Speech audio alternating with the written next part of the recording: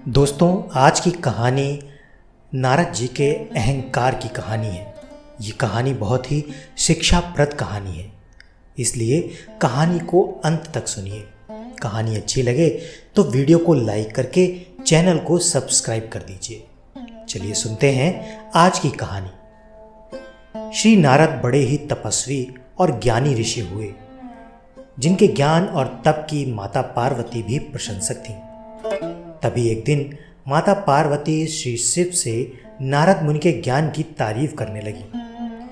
शिव ने पार्वती जी को बताया कि नारद बड़े ही ज्ञानी हैं, लेकिन किसी भी चीज का अहंकार नहीं होता है उन्हें। एक बार नारद को इसी अहंकार के कारण बंदर बनना पड़ा। यह सुनकर माता पार्वती को बड़ा आश्चर्य हुआ।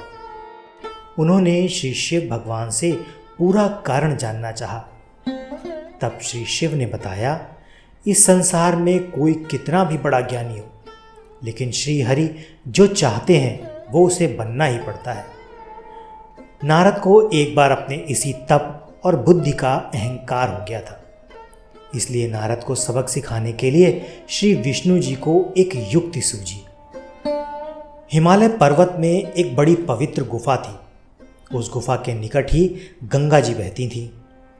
वो परम पवित्र गुफा नारद जी को अत्यंत सुहावनी लगती थी।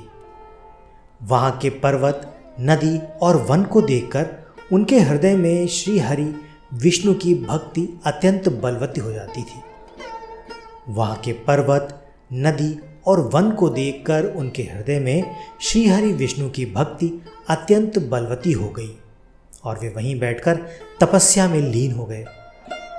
नारद मुनि की इस तपस्या से देवराज इंद्र भयभीत हो गए कि कहीं देव ऋषि नारद अपने तप के बल से उनका स्वर्ग न छीन ले। इंद्र ने नारद की तपस्या भंग करने के लिए कामदेव को उनके पास भेजा।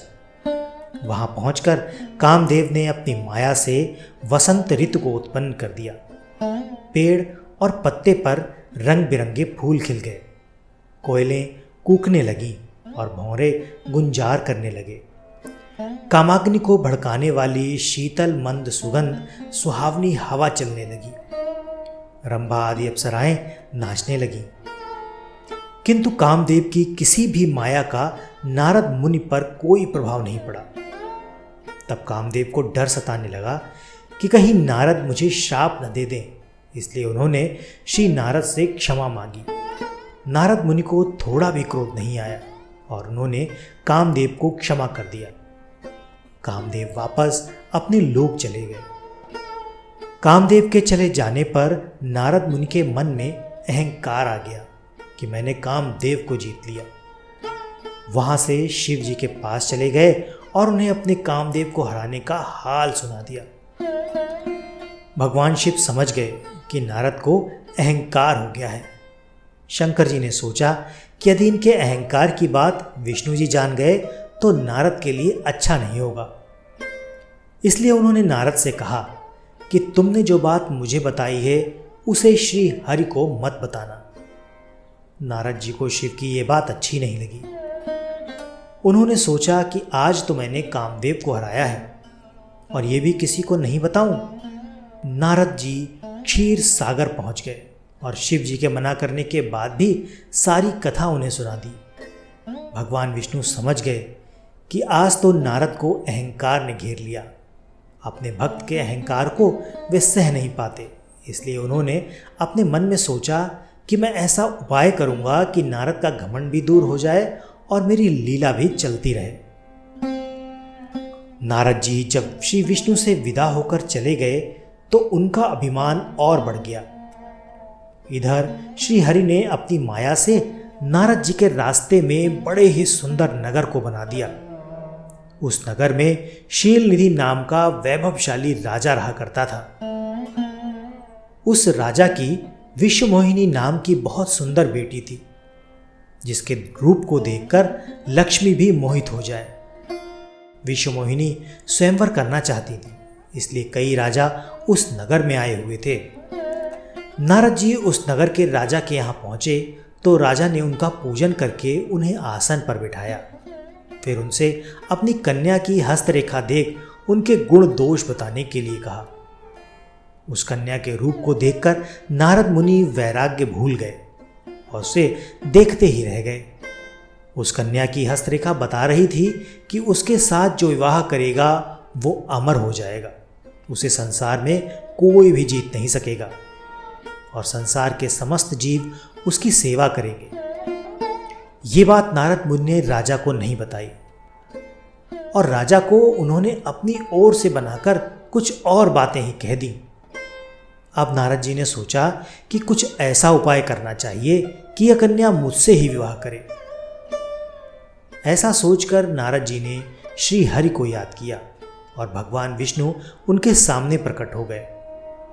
नारद जी ने उन्हें सारी बात बताई और कहने लगे, हे नाथ, आप मुझे अपना सुंदर रूप दे दो ताकि मैं उस कन्या से विवाह कर सकूं। भगवान हरि ने कहा, हे नारद, हम वही करेंगे जिसमें तुम्हारी भलाई हो। ये सारी विष्णु जी की ही माया थी। विष्णु जी ने अपनी माया से नारद जी को बंदर का रूप दे दिया। वे समझे कि मैं बहुत सुंदर लग रहा हूं। वहां पर छुपे हुए शिव जी के 2 गणों ने भी इस सब घटना को देख लिया। ऋषिराज नारद तत्काल विश्व मोहिनी के स्वयंवर में पहुंच गए। साथ ही शिव जी के वो दोनों गण भी ब्राह्मण का रूप बनाकर वहां पहुंच गए। वे दोनों गण नारद जी को सुनाकर कहने लगे कि भगवान ने इन्हें इतना सुंदर रूप दिया है कि राजकुमारी सिर्फ इन पर ही रीझेगी। उनकी बातों से नारद जी मन ही मन बहुत खुश हो गए। स्वयं भगवान विष्णु भी स्वयंवर में राजा का रूप धारण कर आ गए। विश्व मोहिनी ने कुरूप नारद की तरफ देखा भी नहीं और राजा रूपी विष्णु के गले में वरमाला डाल दी। मोह के कारण नारद मुनि की बुद्धि नष्ट हो गई थी। राजकुमारी द्वारा अन्य राजा को वरमाला डालते देख वे परेशान हो उठे। उसी समय शिव जी के गणों ने ताना कसते हुए नारद जी से कहा, जरा दर्पण में अपना मुंह तो देखिए। मुनि ने जल में झांक कर अपना मुंह देखा और अपनी कुरूपता देखकर गुस्सा हो उठे। गुस्से में आकर उन्होंने शिव जी के उन दोनों गणों को राक्षस हो जाने का श्राप दे दिया। उन दोनों को शाप देने के बाद जब मुनि ने एक बार फिर से जल में अपना मुंह देखा तो उन्हें अपना असली रूप फिर से मिल चुका था। नारद जी को अपना असली रूप वापस मिल गया था, लेकिन भगवान विष्णु पर उन्हें बहुत गुस्सा आ रहा था क्योंकि भगवान विष्णु के कारण ही उनकी बहुत हंसी हुई थी। वे उसी समय विष्णु जी से मिलने चल पड़े। रास्ते में उनकी मुलाकात विष्णु जी, जिनके साथ लक्ष्मी जी और विश्व मोहिनी भी थीं, से हो गई। उन्हें देखते ही नारद जी ने कहा, आप दूसरों की खुशियां देख नहीं सकते, आपके भीतर ईर्ष्या और कपट ही भरा हुआ है। समुद्र मंथन के समय आपने श्री शिव को बावला बनाकर विष और राक्षसों को मदिरा पिला दी और स्वयं लक्ष्मी जी और कौस्तुभ मणि को ले लिया। आप बड़े धोखेबाज और मतलबी हो, हमेशा कपट का व्यवहार रखते हो। हमारे साथ जो किया है उसका फल जरूर पाओगे। आपने मनुष्य रूप धारण करके विश्व मोहिनी को प्राप्त किया है, इसलिए मैं आपको श्राप देता हूं कि आपको मनुष्य का जन्म लेना पड़ेगा। आपने हमें स्त्रियों से दूर किया, इसलिए आपको भी स्त्री से दूरी का दुख सहना पड़ेगा। और आपने मुझको बंदर का रूप दिया, इसलिए आपको बंदरों से मदद लेनी ही पड़ेगी। नारद के शाप को श्री विष्णु ने पूरी तरह स्वीकार कर लिया और उन पर से अपनी माया को हटा लिया। माया के हट जाने से अपने द्वारा दिए श्राप को याद करके नारद जी को बहुत दुख हुआ, किंतु दिया गया श्राप वापस नहीं हो सकता था।